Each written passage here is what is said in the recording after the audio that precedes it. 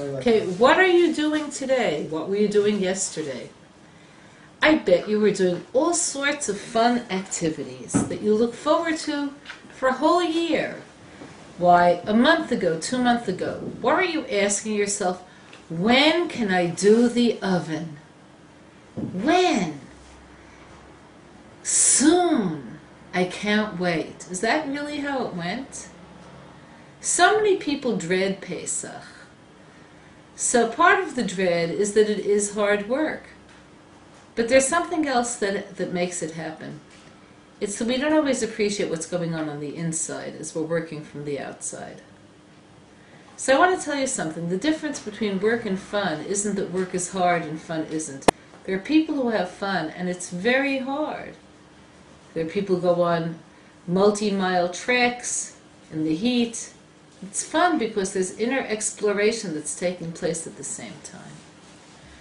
So when you're doing Pesach, the question is, where are you on the inside?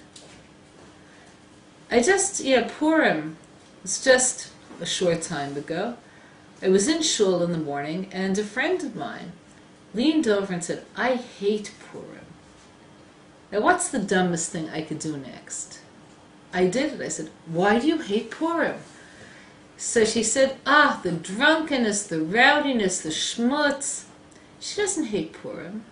She hates the way people celebrate Purim. So we have to question what we feel about Pesach. What's Pesach supposed to be telling us on the inside? So if you look at the Song of Songs, which is the Megillah that we read on Pesach, it's all there. Let's think of some of the lines that we say when we recite Shir HaShirim. Mashcheni acharecha v'narutza. If you pull me after you, will all run towards you. We tell this to Hashem, touch me, move me. I'll move towards you and I'll take the whole world with me. We say that. Hashem looks at us and He tells us who we are. To the point that we discover ourselves. We say, Ani chavatzelet hasharon shoshanat ha'amakim. I'm at one time the flower that's called chavatzelet hasharon, which was a beautiful rose that grows in the Sharon. But it was tough. Okay, there's a lot of heat there and it's dry. So the petals are tough and indelicate, although they're bright and beautiful. And at the same time we're telling Hashem, Ani chavatzelet hasharon, v'shoshanat ha'amakim. I'm also the rose of the valley, delicate, moist, beautiful. There are all kinds of tzaddikim amongst us. There are people who become tzaddikim through the challenges they face, and those who become tzaddikim because of their inner beauty and inspiration. Pesach touches both of them. When you're cleaning and preparing, you're getting rid of the chametz, getting rid of all of the stuff that separates you. All of the stuff, it says, Yitpardu kol po'alei oven, all of those who do iniquity are separate. That keeps you away from knowing who you are and how connected you are and want to be. As you're doing it, say, I know who I want to be. Ani chavatzelet hasharon, whatever I have to do, I'll do it. And I'm at the same time, Shoshanat HaMakim, I'm delicate, I'm real. There's a part of me that yearns spiritually. So how do you keep your head on your shoulders as you're doing this? You have to decide who you want to be. It's all about process. That's what this world is all together. Who do I want to be? You could repeat to yourself what we say in the paragraph before Kriyat HaTorah. Ana avtach dekudesh shabrichu. I'm a servant of God. I take delight in doing what He commands me to do. This is who I am. This is what I want. And you could teach yourself to separate avodas Hashem from spring cleaning. Your walls don't have bread on them. Neither do the light fixtures or the chandeliers. Okay, be real. Be authentic. So when you're looking towards serving Hashem, you have to ask yourself one critical question. What does He really want? How do you know what He wants? Find out what He says. Read through the many excellent halacha books that will usually tell you have to do less than what you had to do, what you thought you had to do. Find out what he really wants. Does he really need a lot of purchases? Does he really need for you to have new everything? Find out his will and move with it. He wants you to get rid of the chametz, the extraneous stuff from the inside and from the outside. He wants you to see the world through his prism, his sense of order. It says about the world in its perfected sense, Yismach Hashem b'masav, Hashem will rejoice in what he did. He'll look at the world and will see everything in his order, following his plan. His plan is that once a year we get rid of the chametz. What is the chametz? The chametz, which is what makes bread rise, as you probably know, is a symbol of the arrogant self, the prideful self, the self that doesn't know its own greatness, so it has to expand itself and push itself outwards towards others. The continual comparisons, the continual competition. Drop it. Bring the order back to where it is. Be yourself, just pure, no comparison.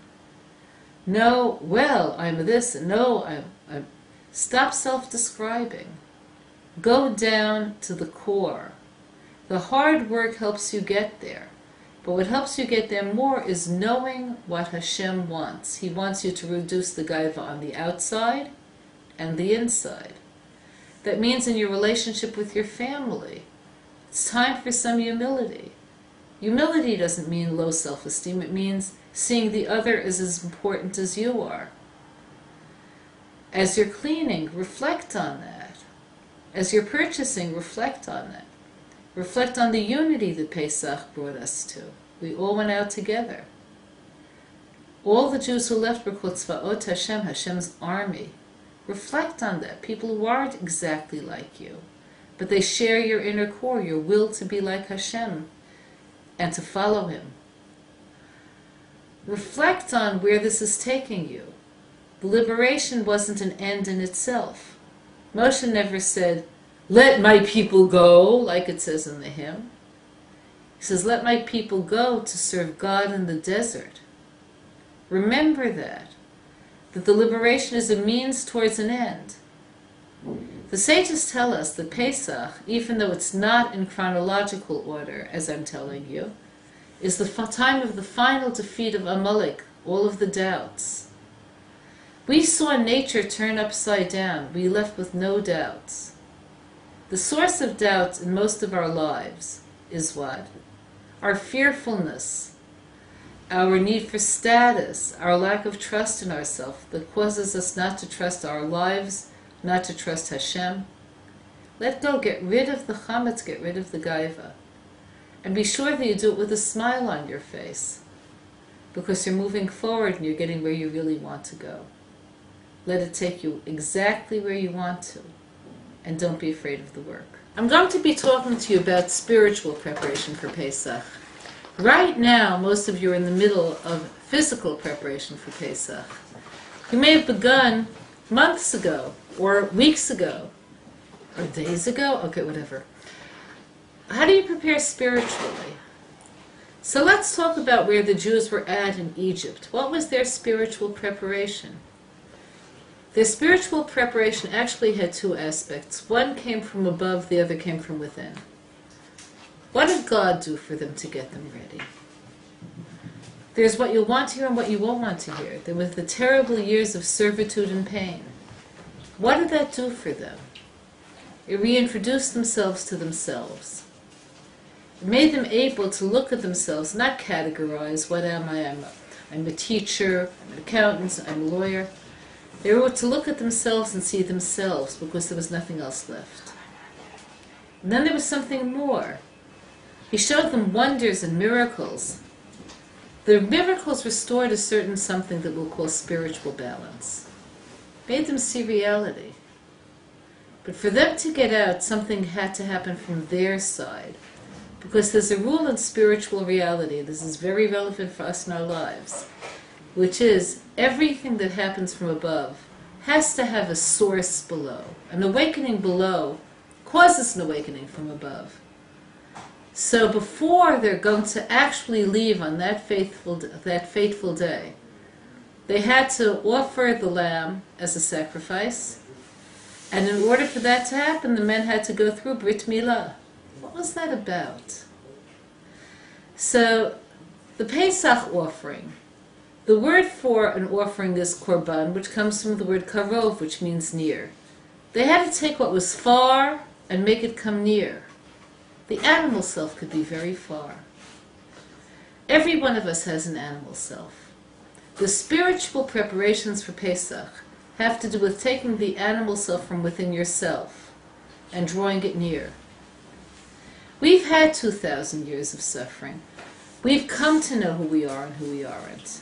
The animal self keeps us away from being who we really are, keeps us from awareness of our true spiritual essence. The animal that the Jews offered in Egypt was a lamb. A lamb is a follower. Now let's be real.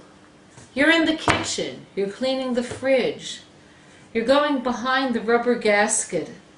What are you doing? You're saying, Hashem, I'm submitting to you. Hashem, I'm finding my highest place, and that place is going to be dedicated to you. You're saying, wherever you lead me, that's where I'll follow. It could be I understand where you're leading me, and it could be I don't. But I'm going to follow either way. That's what you're saying as you clean. There are other things that you do. You have to keep your head on your shoulders as you do this. Your family still has to eat. There's still laundry. You're saying, I'm going to be a person as I do this. This is going to be joyous. It's going to be redemptive. It's not going to be that my children are the Korban Pesach or my husband. This is going to be something that gets me to a higher and more human and more redeemable place. So there are two components. One is following, and the other is discovery. This is going to take place as you cook, as you clean, as you buy new clothing. Enjoy every second, because life is about the process. God creates the goal, He creates the end. He brings redemption, but we live in the process. So my wish to you is that you stay there, and as you're cleaning, and as you're cooking, and as you're buying, you follow, and you become more self-aware. Enjoy every minute, and have a great Pesach.